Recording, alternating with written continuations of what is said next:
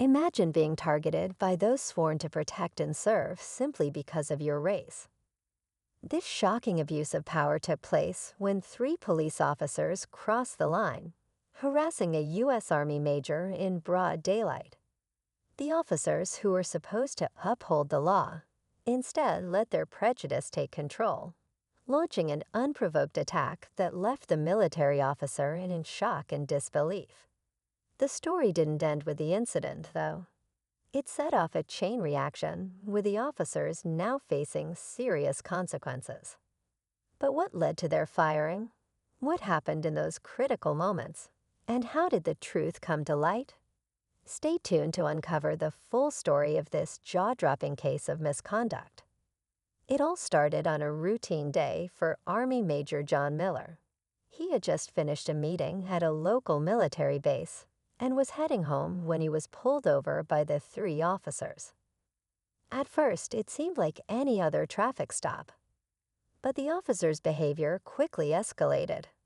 Instead of simply issuing a ticket, they began questioning his identity with suspicion, making comments about his uniform, his race, and his presence in the area. The more Miller tried to explain, the more the situation grew tense. What was supposed to be a quick interaction turned into a nightmare as the officers used their power to intimidate, making it clear that their intentions went far beyond enforcing the law. But why? What triggered their hostility? As Major Miller stood there, trying to remain calm, the officers' taunts grew more personal. They began mocking his uniform, calling him just another soldier, and questioning why someone like him was driving through this particular neighborhood. Their words were laced with thinly veiled racism. Miller, who had proudly served in the Army for over a decade, knew this wasn't just about a traffic stop anymore. It was about something much deeper, a systemic issue of racial profiling and abuse of power. But he was outnumbered and outgunned, with nothing but his wits and training to rely on.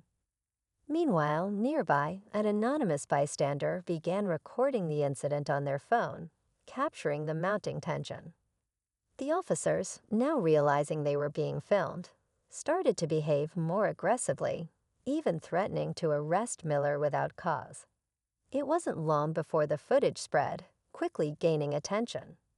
As the video went viral, many began to question, had this been an isolated incident, or was it part of a broader pattern of misconduct within the department? The public's outrage was swift, but so was the police department's response.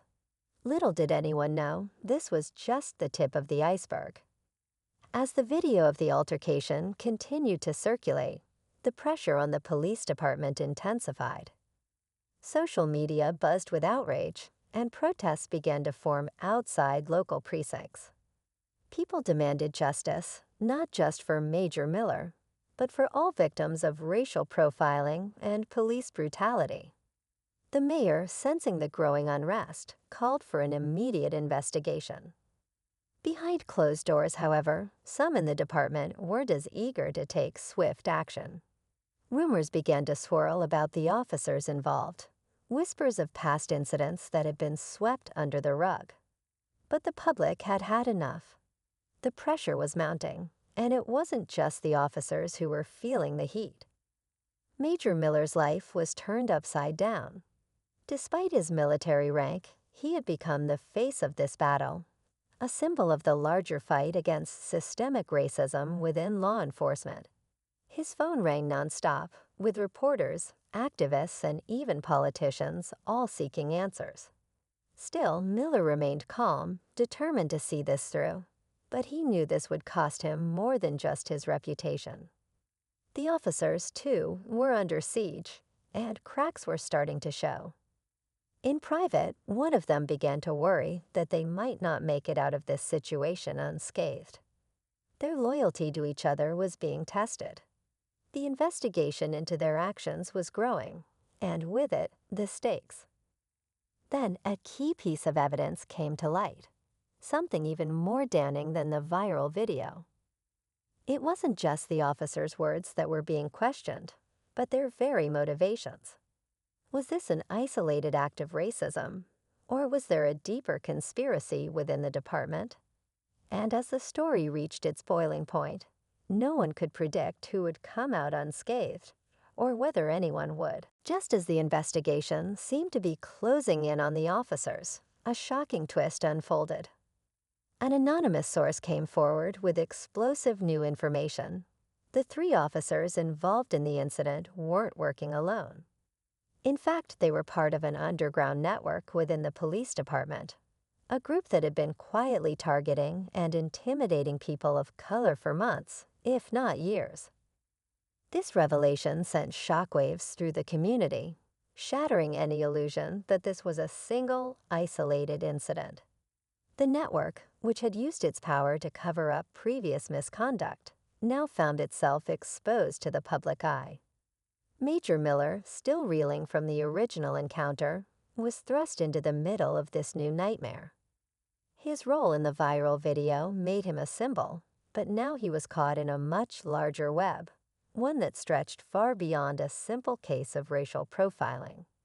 As the details of this covered group emerged, it became clear that the officers' actions that day were part of a much deeper, more insidious pattern of corruption. What had started as an unjust stop had now uncovered a potentially widespread abuse of authority, implicating high-ranking officers in the department. The stakes couldn't have been higher. With every new piece of information, the truth became more elusive, and trust in the justice system continued to erode.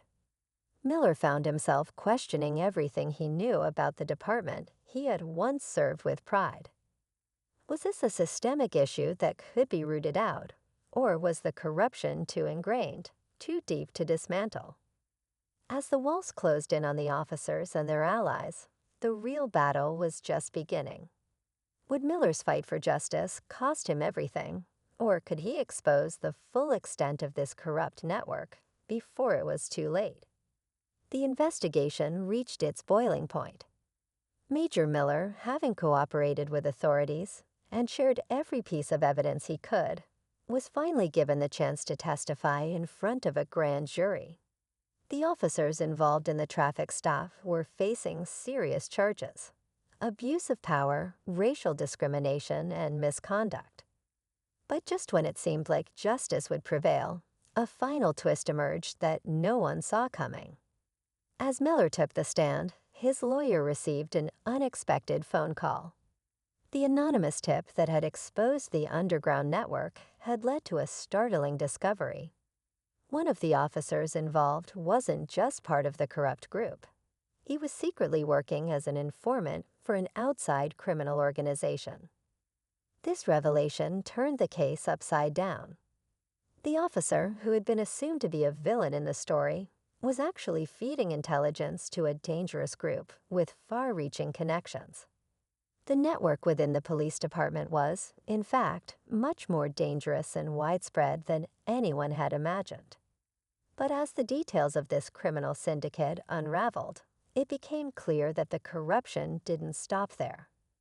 In a shocking final blow, the investigation revealed that several high-ranking officials, including some of the most trusted figures in the justice system, were involved in covering up these operations. What started as a single act of racial profiling had spiraled into a massive conspiracy involving both law enforcement and organized crime, one that threatened the very foundation of the city's safety and trust in its institutions. In the end, 3 officers were fired and faced criminal charges, but the investigation was far from over. Major Miller, though he had found justice in this chapter, knew that exposing the truth had only just begun. The deeper battle against corruption was still ahead, and though some heads had rolled, the real fight was far from over. Just as Miller began to breathe a sigh of relief, another chilling discovery emerged. The criminal organization, now on high alert, was not done with him. And neither was the corrupt faction inside the department. The war for justice had only escalated, and Miller was now at the center of a fight much bigger than anyone could have anticipated. In the aftermath, Major Miller became a symbol of courage in the fight against police corruption and racial injustice. Though the criminal organization was still lurking, the investigation brought about significant reforms within the police department. New leadership, with a commitment to transparency and accountability, began to dismantle the corrupt network. The fired officers faced trial, and some of the high-ranking officials implicated were arrested, sending a message that no one was above the law. While the battle wasn't fully won, the fight for justice had sparked change. For Miller, this chapter was over, but his mission continued. He knew that real reform would take time, but the hope for a fairer system had been reignited.